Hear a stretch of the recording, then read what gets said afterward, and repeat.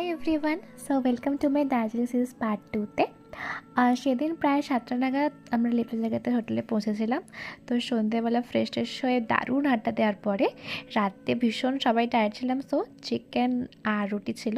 তো সেটা খেয়ে আমরা সকালে এত সুন্দর একটা ভিউ দেখবো জাস্ট এক্সপেক্টও করিনি।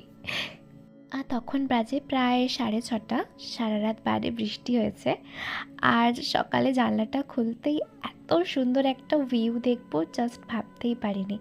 আমাদের হোটেলের পিছনেই ছিল আর কি পাইন ফরেস্ট।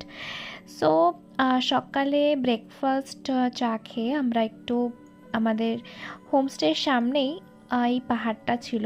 তো এটা মেনলি লেপচা জায়গাতের ওই জায়গাটা।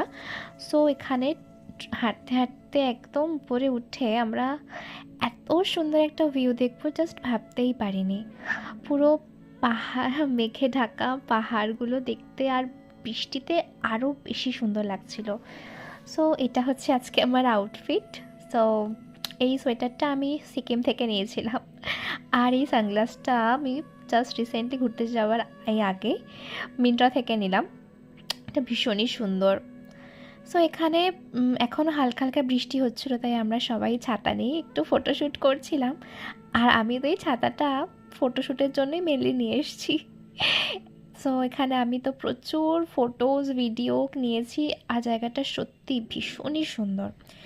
সো ইয়া, আমাদের ওয়ান নাইট স্টে লেপচা জায়গাতে শেষ।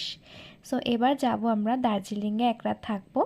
সো ওখানে আমাদের হোটেল বুক আছে। তো আমরা আজকে কিছু সাইট সিন করতে করতে দেন দার্জিলিং পৌঁছাবো।